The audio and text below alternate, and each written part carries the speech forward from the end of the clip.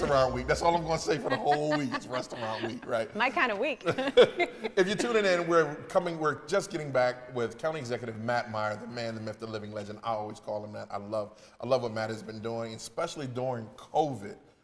Matt, you did an excellent job. Wait a minute. I came to Wilmington this morning, Ivan and Vincenzo, for restaurant week.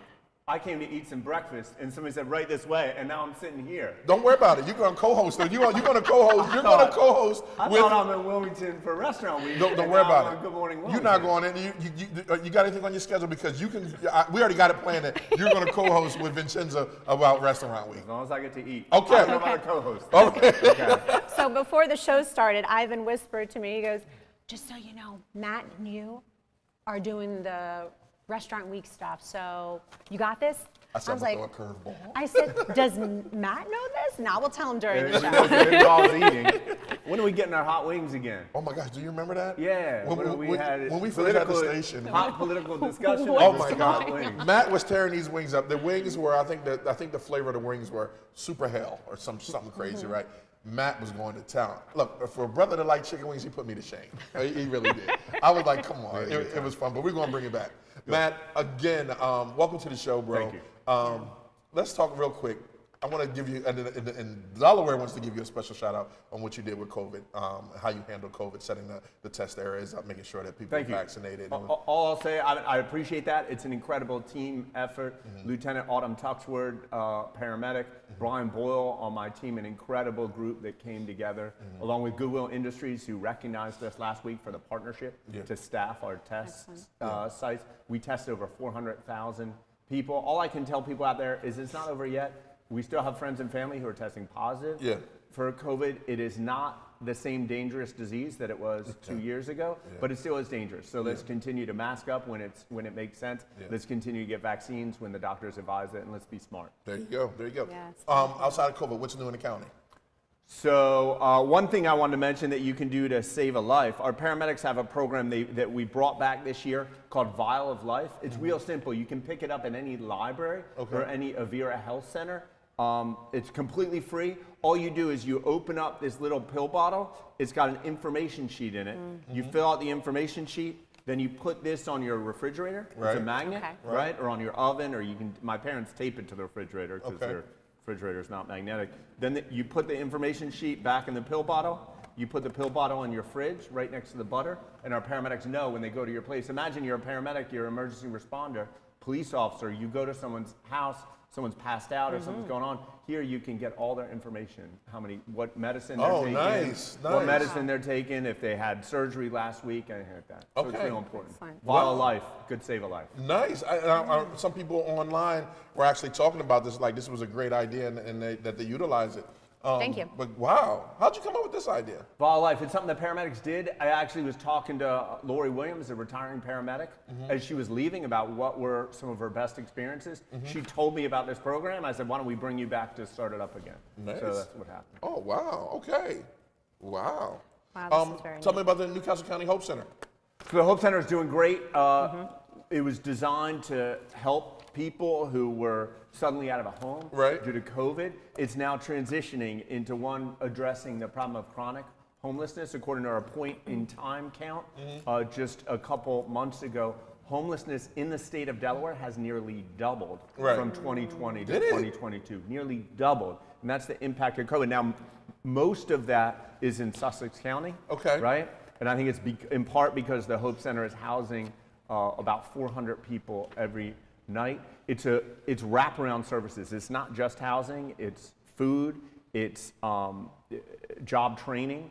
It's housing placement. It's services like mental health, substance abuse, someone going through domestic violence. Even we welcome pets in. A lot of people who do not have a home find camaraderie in their pets. So we felt like it was very important to bring the pets in and keep them healthy too. Great partnership with Faithful Friends we have there. As I think you both know, we're also available in case of emergencies. When the situation happened in Afghanistan last year, we suddenly had some Afghan refugees. A few of them stayed at the Hope Center, and a few weeks later, they left. Similarly with the situation out on Adams Street last week, we ended up housing 11 families or 11 families staying at the Hope Center. We're working with them to get them services they need to get permanent, stable Yes, housing. and I'm sorry, Matt, just for our viewers that may not understand, could you just like kind of share with our viewers what happened on Adams Street? On Adams Street last week, there is a landlord who was not taking care of his property. The city inspectors don't work for me, they work for the mayor and the city of Wilmington, people of the city of Wilmington. That went and said this place needs to be shut down right away. There was one house that was particularly an issue. The inspector looked at all the houses in a row. I think there were 10 buildings there and said these are not safe for humans to go in, which meant that good people who were paying their rent, doing what they're supposed to do, suddenly did not have anywhere to live. Yeah. So we came in. I know the city is still sorting it out. The Attorney General is involved, holding the landlord to account, which is extremely important. What I wanted to make sure, working with Representative Dorsey Walker, Councilwoman Michelle Harley, the mayor, and others, Councilman Jay Street, we wanted to make sure that everyone had a safe place to stay. I called Matt like I always do. Hey Matt, what's going on? Matt was like, I'm here. He was like, I'm here. I'm like, any update? Can I tell the people something? He's like, we're working on housing now for them. We're working on where they can go, transportation. Like he was already on point, on top. You know, Ivan, the good thing about Newcastle County, everything's just a short bike ride away.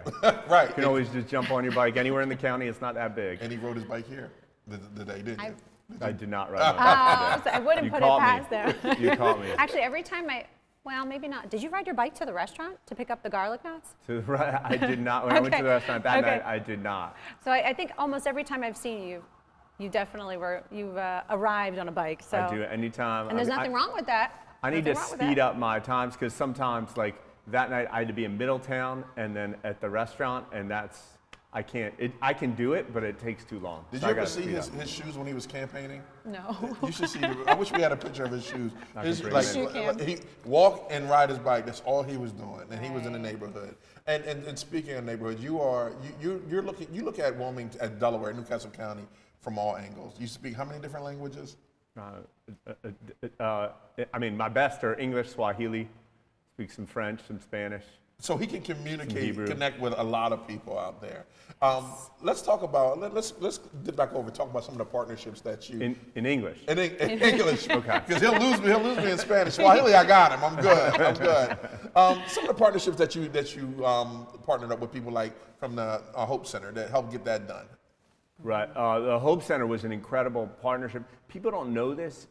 There are several hidden heroes of the Hope Center. One is Renee Beeman. Yeah. The Hope Center was actually envisioned, I think it's fair to say, by Renee Beeman at the State Service Center, also former First Lady of Bethel AME Church, and Carrie Casey, who ran our Community Development and Housing Division. She's since been promoted to Community Services General Manager working for county government. So right from the get-go, the State Service Center, which is a state office working in the Department of Health and Social Services under the purview of Governor Carney, partnered with our county government to make this a reality. Now there are a whole bunch of nonprofit organizations who come in. Initially it was a group called Friendship House, which has decades of experience working with the homeless. Now it's the Delaware Center for Homeless Veterans that provides services. Christiana Care came in and actually has a medical facility there. They're not just like Inside a the mobile Hope- partner. inside- There's a medical facility in the Hope Center. We decided physical health was so important there, and as you probably know, a lot of lower income folks, they don't have a primary care doctor. right. Therefore, they crowd the emergency rooms, and so we thought this was an opportunity to address that problem as well. So people in the Hope Center are regularly going for doctor's visits, so they only go to the emergency room like you and me when there's an emergency. Gotta love it. Gotta love it. Matt, you are unstoppable. I have been witnessing your journeys since my brother introduced me to you, Italo, Right. my older brother. He introduced me to you, and every time something is happening in Newcastle County, whether it is good or bad, you are the first person there. You know, I appreciate that when a restaurateur says I'm unstoppable. I think she's probably thinking about my habits eating Italian food and those great garlic knots you guys have. But I appreciate it. Thank you. Of course.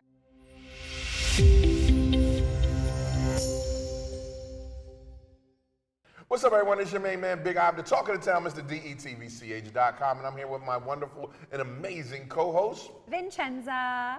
We just stopped by to tell you to be sure, if you want any information on what's going on in Wilmington and to meet some dynamic people doing some amazing and great things, be sure to watch us live on Good Morning Wilmington on Mondays and Wednesdays at 10 p.m. Oh, Ivan, 10 a.m. Which he said, 10 a.m. Listen to me, that's why he has me here. But yes, tune in live, 10 a.m. Monday and Wednesday on Good Morning Wilmington. DETVCH.com.